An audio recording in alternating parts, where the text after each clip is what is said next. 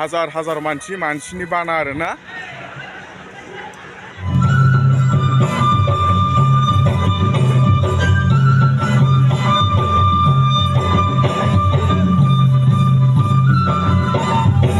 Hello लोगोफोर खुलुमबाय सायखंब्लग इउट्यूब चेनेलाव साफ्रोमखौबो गोसो गोरबोजों दुंब्रुदै बराय हरफिनबाय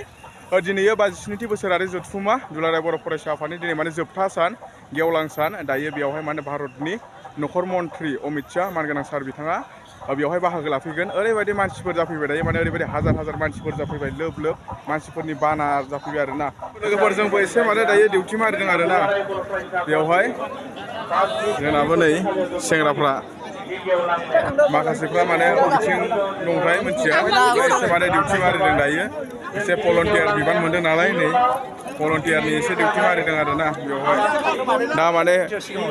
लेडिसफोरनिया हिन्जावफोरनिया माने हाबनाया सिगांजों ओमफ्राय हौवाफोरनिया हाबनाया नैबेजों आरोना नैबेजों हाबनायो हौवाफ्रा ओमफ्राय हिन्जावफ्रा माने ओइ सिगांजों हाबनांगौ हाबनाया आलदा आलदा जेबो सोनो मोनखाया ओरैबायदि मानसिफोर माने लोब लोब मानसिफोर दायो बारा गोजान नंला मादै ससे थांब्लानो मोनसिगोन ओरै ससे थांब्लानो हाबनो हासिगोन ओरैबायदि मानसिफोर दायो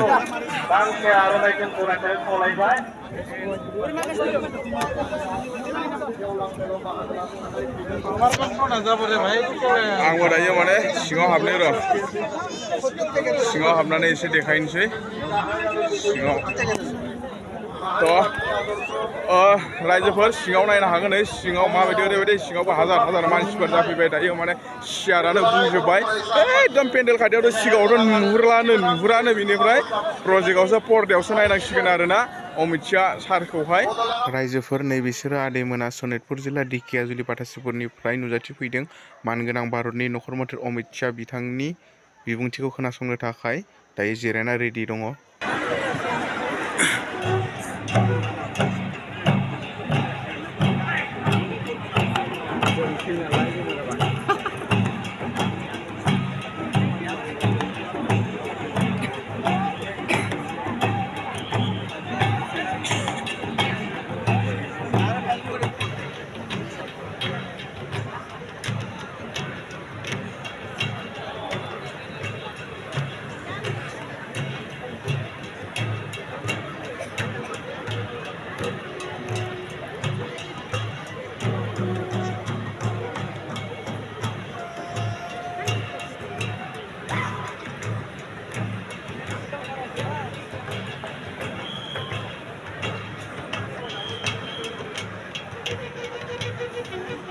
दुलाराय बर' फरायसा आफादनि बोसोनगिरि क'क्राझार आं बिथांखौ बरायनानै हरबाय क'क्राझारनि एमएलए आरो बांलाय आफादनि आफादगिरि लरेन्स इस्लारि आं बिथांखौ बरायनानै हरबाय आरोबाव निमाहा बियो जोङो माखासे उसुबिदानि थाखाय जोंनि जौसाङाव जोंनि बांद्राय आलासिफोरखौ जोङो जायगा होनो हायाखिसै नाथाय बिथांमोननो जों हायाव जायगा होनाय जादों आरो बिथांमोनखौ जों बेवहायनो बरायनो नागिरदों आं गिबियावनो बिटिआरनि बुंथिगिरि कान्तिराम बर' बिथांखौ आं बरायनो थाखाय खावलायहरबाय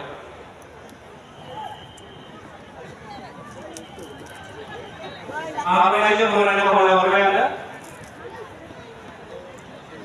बिनि उनाव बिकेडब्लिउएससिनि लोगो गाहाय मावफुं सोद्रोमा रमिय पि नार्जारि आं बिथांखौ बरायनो खावलायहरबाय माने दायो आलासि बरायनाय हाबाफारि सोलिगासिनो दङ आरोना आलासिफोरखौ बरायगासिनो दङ मानगोनां माने भारतनि नख'र मन्थ्रि अमित शाह मानगोनां सारा दायो माने सफैथ'वाखै ओमफ्राय बेयाव माने अकल बर'ल' नङा बेलेग जाथिफोराबो दङ माने बाहागो लाफैदों नायफैदों आरोना भारतनि नख'र मन्थ्रिनि बिबुंथि होनायखौ खोनासंनो फैदों मानगोनां नख'र मन्थ्रि सारनि अमित शाहनि बिबुंथि होनायखौ एसे खोनासंनोसै नोंथांमोननोबो एसे खोनासंनोसै आंनि ब्लगनि गेजेरजों जुदि हायोब्ला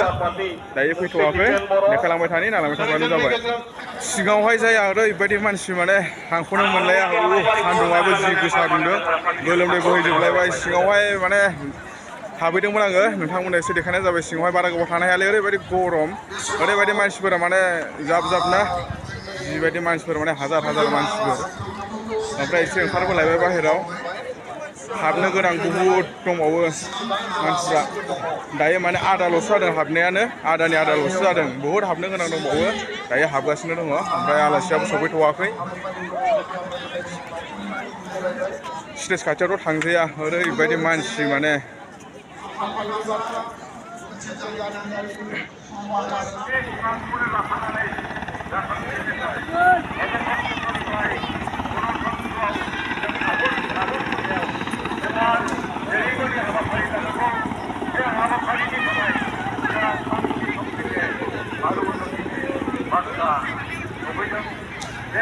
The 146 minutes later.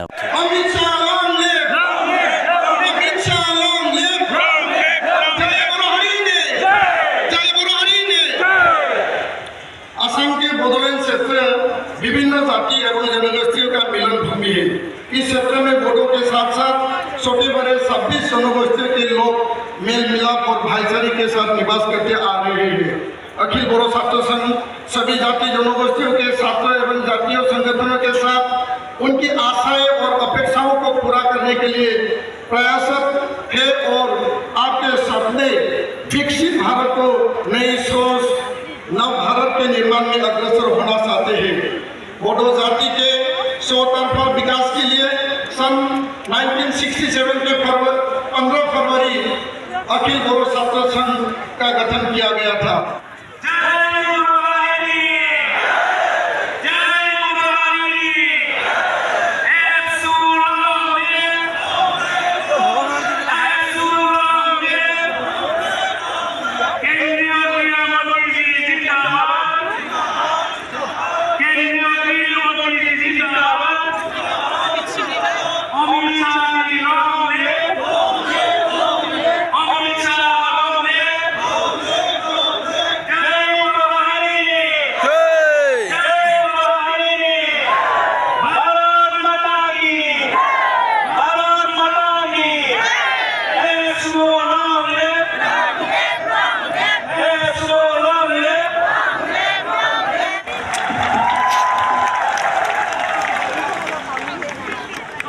Of Assam K cabinet मंत्री श्री उर्खाव ब्रह्म जी इंदिकोट अर्पित कर माननीय गृह मंत्री जी का अभिवादन करेंगे। आटाइतকৈ लोकप्रिय मुख्यमंत्री डॉक्टर हिमंत बिश्व शर्मादेवक सम्बर्धना जनाबले साधारण सम्पादक फणीन्द्र बसुमतारी डाঙৰীয়াক অনুৰোধ জনালো। তেখেতৰ কাৰণ নাই ইণ্ডিকট খাম বৰটুপি আৰু 100 প্ৰতীক ঢাল আৰু তৰোৱালেৰে মুখ্যমন্ত্ৰীক সম্বৰ্ধনা জনাইছিল। তেখেতলৈ ধন্যবাদ যাচিলোঁ।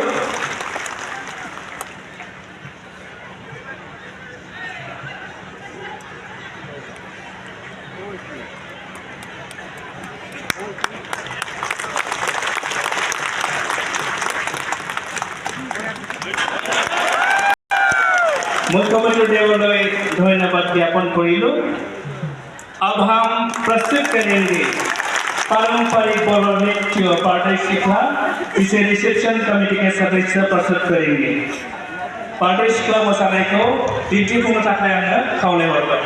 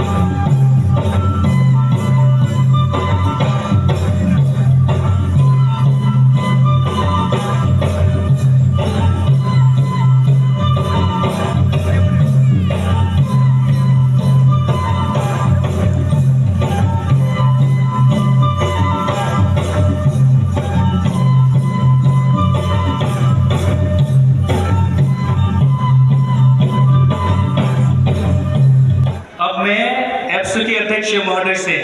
अनुरोध करता हूँ कि सभापति का स्वागत भाषण प्रदान करें।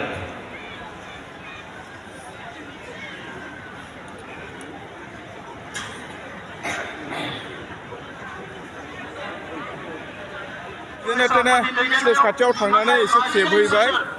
बिराद गरम सान्दुंआबो गोसाथार बेनिफ्राय मानसिया बाहेरावबो बुहुद दंबावो हाबनो गोनां सिङावथ' माने बुंजोब्बाय आया हौवा मादों नोंसोरो नालाय जोहोलावफ्रा दासो बिग फेन आदा ओमफ्राय डिउटि जोब्बाय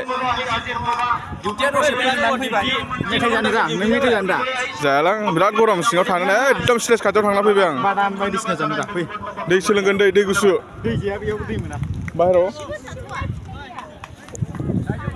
एकदम माने ओरैबायदि गरम सान्दुंआ ओरैबायदि गोसाथार ओमफ्राय नै जोंना जोहोलावफ्रा माने डिउटिया जोब्बायनो खस्थ' खालामबाय जोहोलावफ्रा माने एकदम भलन्टियारावहाय माने डिउटि गोलैदोंमोन आंबो दसे थाबाय बेनिफ्राय आं एकदम स्टेज खाथिसिम थांनानै फैबाय मानसिफ्रा माने 2 लाखनिबो बारा मानसिफोर बेवहाय माने जमा जादों आरोना दायो आङो आरो जेन थेनसो ओंखारबोदों बाहेराव दा एसे बाहेरथिं गिदिंलाबायनानै देखायनोसैलाय नोंथांमोननि सिगाङाव मानसिफ्रा बाहेराव बहुद दंबावो हाबनो गोनां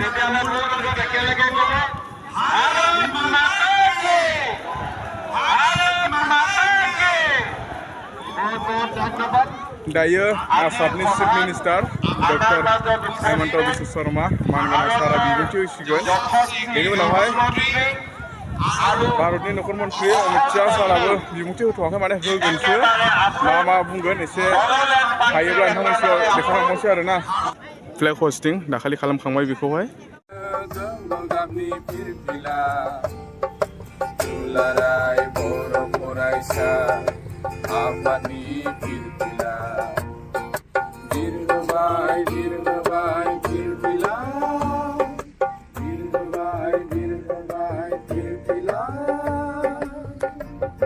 आङो अलरेडि 2-3 ब्लग बानायखाबाय नैबे 57थि बोसोरारि जथुम्मा दुलाराय बर' फरायसा आफादनि माने आङो